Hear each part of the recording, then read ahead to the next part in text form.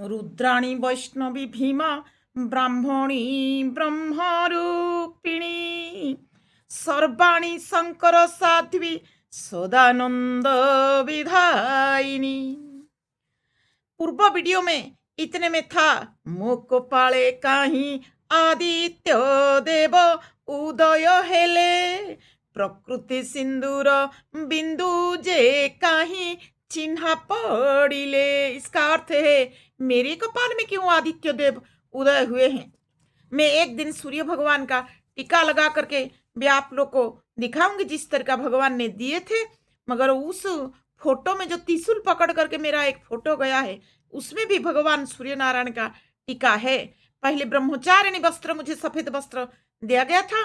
गुरु ने कहे थे कि जब तू उत्तर दे पाओगे ब्रह्मचारिणी वस्त्र त्याग करके सन्यासी वस्त्र जो सन्यासिनी का वस्त्र ये जो जोगिया रंग का पहनोगी, जब उत्तर दे पाओगी किस लिए पहना जाता है तब जाकर के तू वो वस्त्र पहनोगी।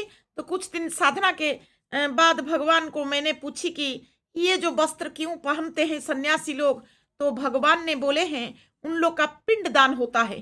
पिंडदान का अर्थ शरीर दान होता है। पिंड का अर्थ शरीर है और तेरा शरीर भी कोई माने आदमी को दान नहीं हुआ है, कन्यादान नहीं हुआ है। कन्यादान मुझे हुआ है, तोरा पिंडदान देवता को हुआ है और तू पहन सकती हो। यही उत्तर जब भगवान ने हमको दे दिए तब मैंने साखी गोपाल गई थी। वहां एक मैंने कलेक्शन करके थोड़ा सा यज्ञ हुआ और उस यज्ञ में यज्ञ के बाद मुझे ये वस्त्र धारण करना पड़ा बस। और इतने में जो कविता पहले में था मोको पड़े कहीं आदित्य देव उदय हेले प्रकृति सिंदूर बिंदु जे कहीं चिन्हा पड़िले।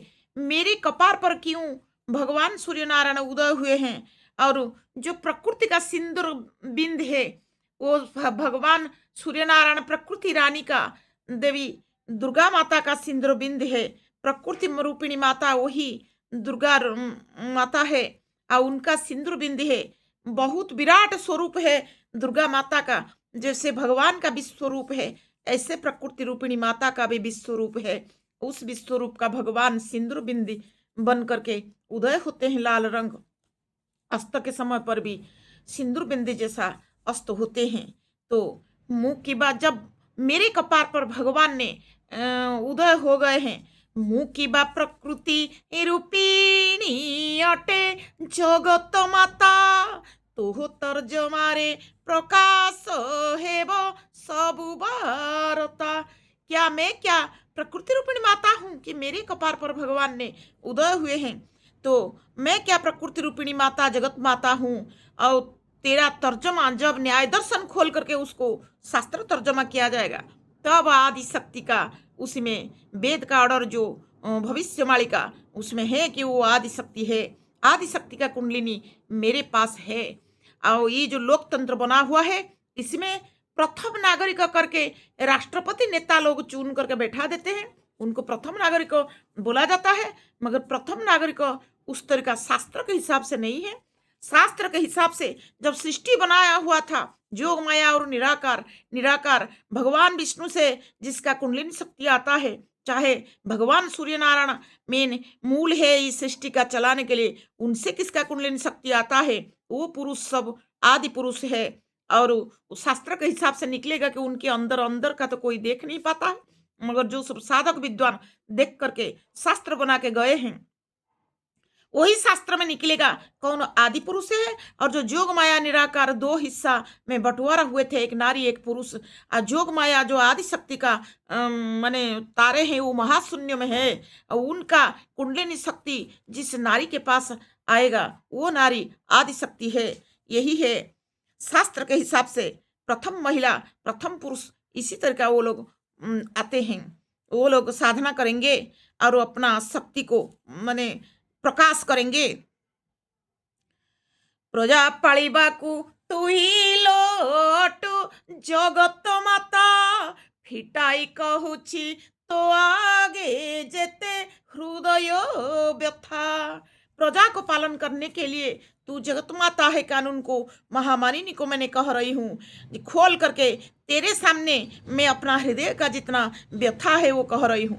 अनुकूल सुल क्षणिलो प्रतिकूले रहिला दानव रीतिरे जगते निर्यातना पाइला।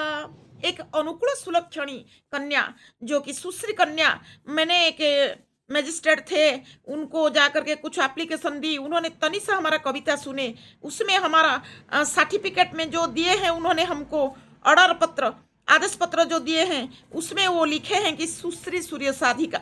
तो सुलक्षणी सुश्री कन्या जितने हैं सब उन लोग को अत्याचार होता है।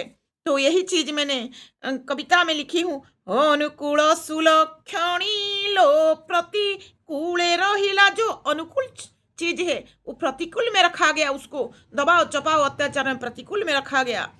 दानवरी तीरे जगते निर्यातना पाइला। ये जितने सब दानव भरे हुए हैं इनके रीति में वो निर्यातना उसको मिला है।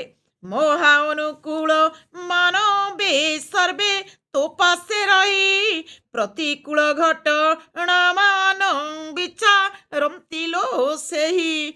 जितने सब महा अनुकूल मानव बड़े बड़े जज जस्टिस वो लोग सब समाज में क्या प्रतिकूल घटना हुआ, क्या समाज का हानि हुआ, उसको सब विचार करते हैं कि कैसे समाज सुधरेगा। मगर समाज नहीं सुधरता है क्योंकि असली न्याय दर्शन जो है वेद का न्याय दर्शन, जो सृष्टि नियंत्रणकर्ता का जो न्याय दर्शन वो अभी तक खुला नहीं, वस्त्रहरण होकर के ये सब कानून बनाया गया है।